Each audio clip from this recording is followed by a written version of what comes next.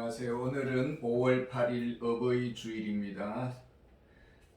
오늘은 로마서 8장 26절에서 27절 말씀을 가지고 기도할 때라는 제목으로 은혜를 나누고자 합니다.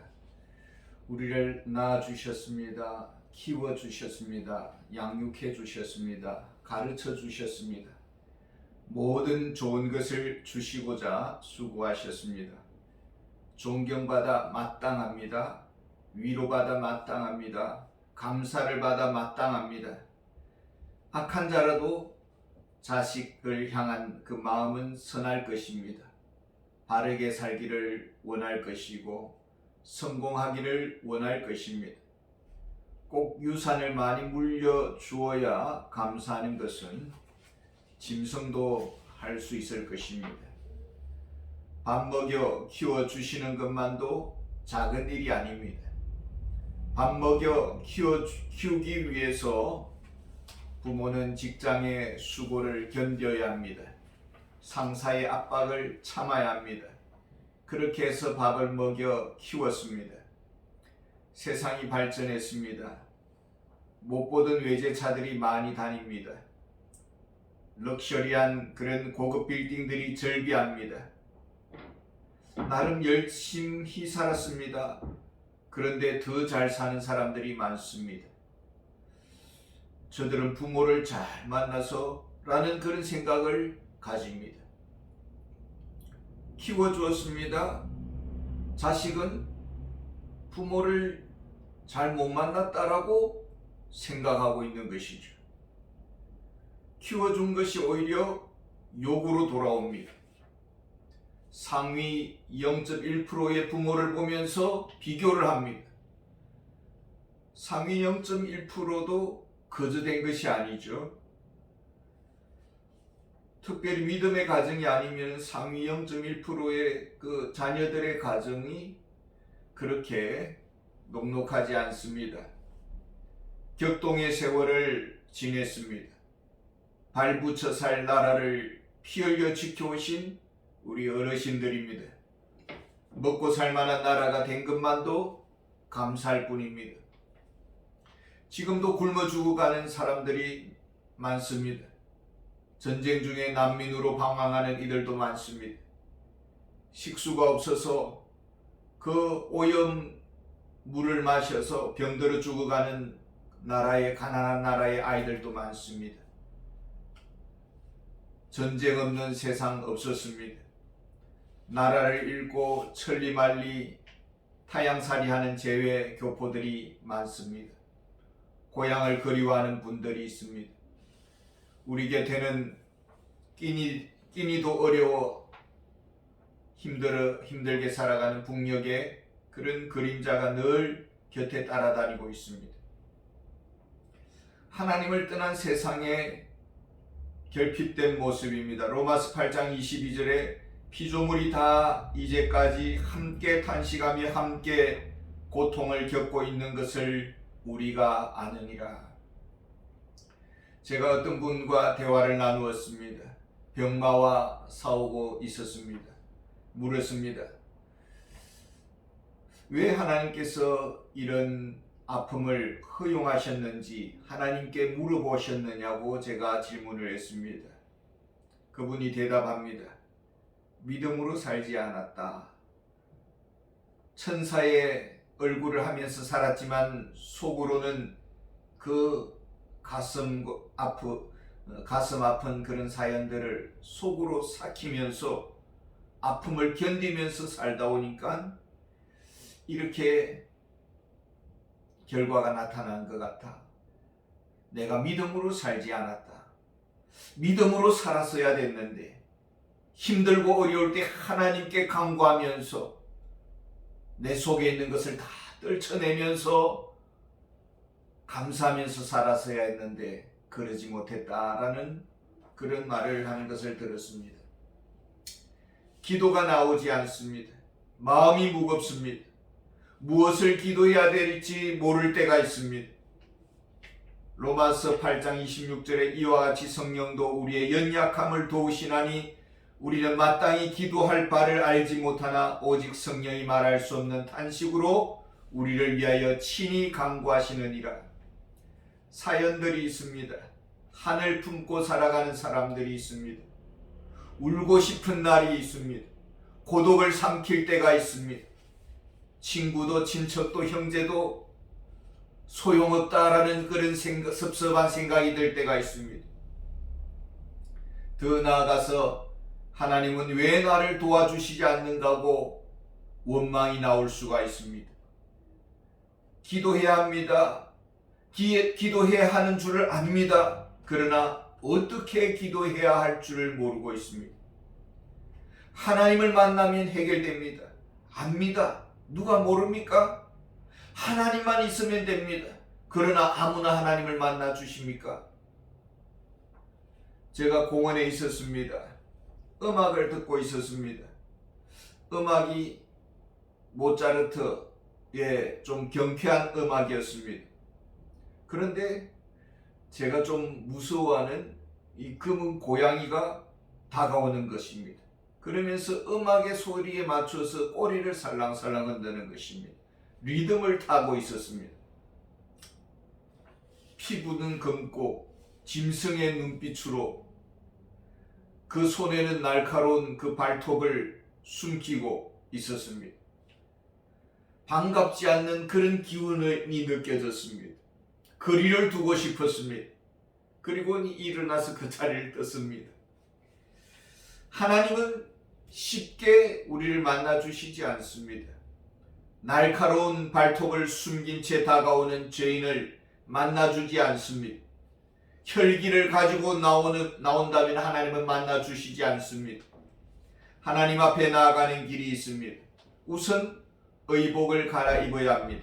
히브리서 10장 19절 20절에 보면은 그러므로 형제들아 우리가 예수의 피를 힘입어 성소에 들어갈 담력을 얻었나니 그 길은 우리를 위하여 휘장 가운데로 열어 놓으신 새로운 살길이요 휘장은 곧 그의 육체니라. 예수의 피를 힘입어 하나님 앞에 나아가야 합니다. 로마서는 결혼으로 비유했습니다. 우리의 옛 주인인 죄가 십자가에서 죽었습니다. 새로운 신랑 되신 예수 그리스도를 남편으로 우리가 맞이했습니다. 그리스도와 연합했습니다. 더 이상 죄와 율법의 아래에 있지 않습니다. 믿음으로 예수님과 한 가정을 이루었습니다. 이제 예수님의 손을 잡고 하나님 앞에 나아갑니다. 예수님의 의의 옷을 입고 나아갑니다. 이것을 우리는 신학적으로 칭이라고 합니다. 의롭다함을 얻었다라는 말은 곧 예수의 의의 옷을 입었다라는 뜻입니다.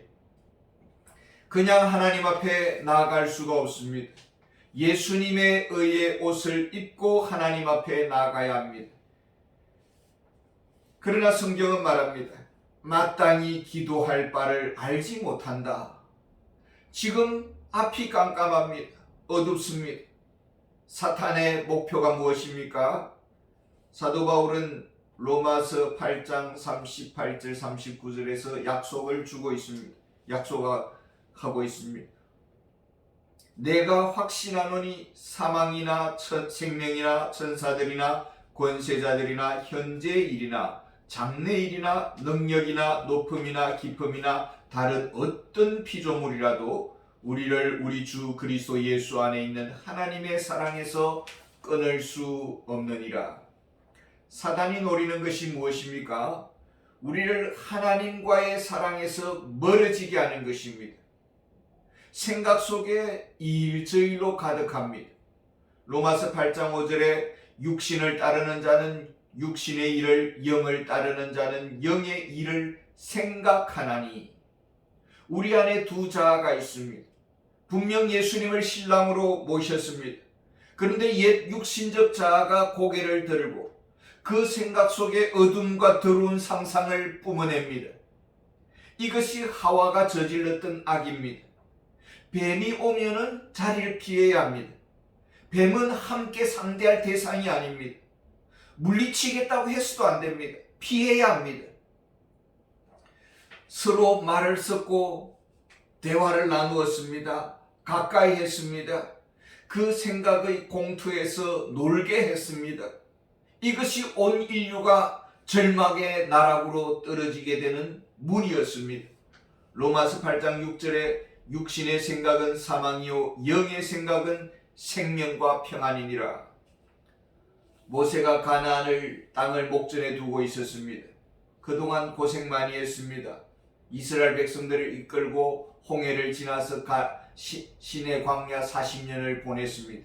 그리고 가나안 땅에 목전을 두고 있습니다. 모세도 낙을 누리고 싶습니다. 행복한 노후를 보내고 싶습니다. 그러나 하나님의 생각은 달랐습니다. 모세의 죽음을 통해서 교훈을 주고자 했습니다. 천하의 모세라 해도, 하나님의 종이라 해도, 평생 헌신하고 수고해도 하나님 앞에서 무례한 태도는 용납할 수가 없다라는 것입니다. 하나님이 말합니다. 신명기 3장 26절에 여호와께서 너희 때문에 내게 진노하사 내 말을 듣지 아니하시고 내게 이르시기를 그만해도 족하니 이 일로 다시 내게 말하지 말라. 그만해도 족하니 이 일로 다시 내게 말하지 말라. 모세의 꿈을 접게 했습니다. 모세는 기도를 거부당했습니다. 사도 바울에게 상처가 있었습니다. 육체의 가시와 같은 사람들이 있었습니다. 저 가시만 없으면 행복할 텐데 저 가시 때문에 살아남기를 걷고 있습니다. 하나님께 간구했습니다. 3번이나 이 가시를 제거해달라고, 저 가시 같은 놈을 어떻게 해달라고, 주변의 가시 같은 놈은 안녕히 떠나게 해달라고 이런 기도를 했습니다. 속에서 천불이 나옵니다. 속상한 일이 있습니다. 하나님 앞에 소리치지 않았습니까? 하나님을 향해 명령조의 기도를 하지는 않았습니까? 하나님 저들을 엄하게 다스려 주옵소서. 하나님께 주장하듯이 기도하지 않았습니까? 하나님께 신경질적으로 기도를 하지는 않았습니까? 하나님께 협박조의 기도를 하지는 않았습니까? 하나님께서 저에게 이런 식으로 대하신다면 앞으로 좋지 않습니다. 하나님께 지시하는 기도를 하지는 않았습니까? 이것은 이렇게 해주시고 저것은 저렇게 해달라고 무례하고 하나님을 종부리듯이 그렇게 기도하지는 않았습니까? 우리가 하나님 앞에 나아갈 때는 두렵고 떨림으로 나아가야 합니다. 여호와를 경외하는 것이 지식의 근본이라고 했습니다. 하나님 앞에 두렵고 떨리는 어린아이의 심정으로 나아가야 합니다. 하나님은 사도 바울에게 대답했습니다. 내 은혜가 네게 족하다. 기도를 거부했습니다. 응답을 거부했습니다. 이기적인 뜻이 앞섰습니다. 때로는 응답을 주실 때가 있습니다. 그러나 그 응답의 결과는 어떻습니까? 간절하게 기도했습니다. 몸부림치면서 기도했습니다. 울부짖었습니다. 구하고 바라고 두드렸습니다. 그러나 겸손한 태도로 구하지 않았습니다. 응답이 왔습니다. 어떻게 왔습니까? 시편 106편 15절에 그러므로 여호와께서는 그들이 요구한 것을 그들에게 주셨을지라도 그들의 영혼은 쇠약하게 하였도다. 이스라엘 백성들이 음식 투정을 했습니다. 고기를 달라고 울부짖었습니다. 한을 품고 구했습니다.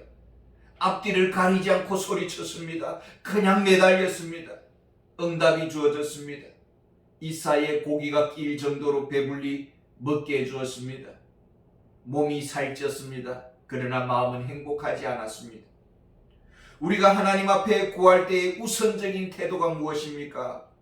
로마서 8장 28절에 우리가 알거니와 하나님을 사랑하는 자 곧 그의 뜻대로 부르심을 입은 자들에게는 모든 것이 합력하여 선을 이루느니라. 하나님의 선하신 뜻을 보여주세요. 하나님의 선하신 뜻을 깨닫게 해주세요. 로마서 8장 29절에 하나님이 미리 아신 자들을 또한 그 아들의 형상을 본받게 하기 위하여 미리 정하셨으니 이는 그로 많은 형제 중에서 맏아들이 되게 하려 하심이라. 하나님이 고난을 허용하신 목적이 어디에 있을까요? 하나님이 원하시는 기도는 무엇입니까? 이 고난을 통해서 내가 변화되기를 원합니다. 예수님의 성품을 닮기를 원합니다. 예수님의 온유한 마음을 가지기를 원합니다. 내 안에 거역하는 마음이 죽어지기를 원합니다. 하나님의 뜻 앞에 내 모든 것을 내어 맡길 수 있는 그런 예수님의 마음을 가지기를 원합니다. 그래서 하나님께 서시기에 합당한 그릇이 되기를 원합니다. 하나님을 기쁘시게 해드리는 도구가 되기를 원합니다. 로마서 8장 25절에 만일 우리가 보지 못하는 것을 바라면 참음으로 기다릴지니라. 하나님의 뜻을 잘 모르겠습니다. 하나님의 깊으신 뜻을 잘 알지 못합니다. 이 고난의 시간이 지나면 축복의 문이 환하게 열릴 것입니다. 인내하면 복을 받고 불평하면 복이 떠나게 될 것입니다. 로마서 8장 34절에 누가 정죄하리요? 죽으실 뿐 아니라 다시 살아나신 이는 그리스도 예수시니 그는 하나님 우편에 계신 자요 우리를 위하여 강구하시는 자신이라. 우리는 혼자가 아닙니다. 주님이 계십니다. 하나님의 자녀다운 기도를 해야 합니다. 하나님의 영광을 구하고 하나님의 마음을 구하고 하나님의 뜻을 구하고 하나님의 나라에 합당한 기도의 부모로 세워지기를 원합니다. 감사합니다.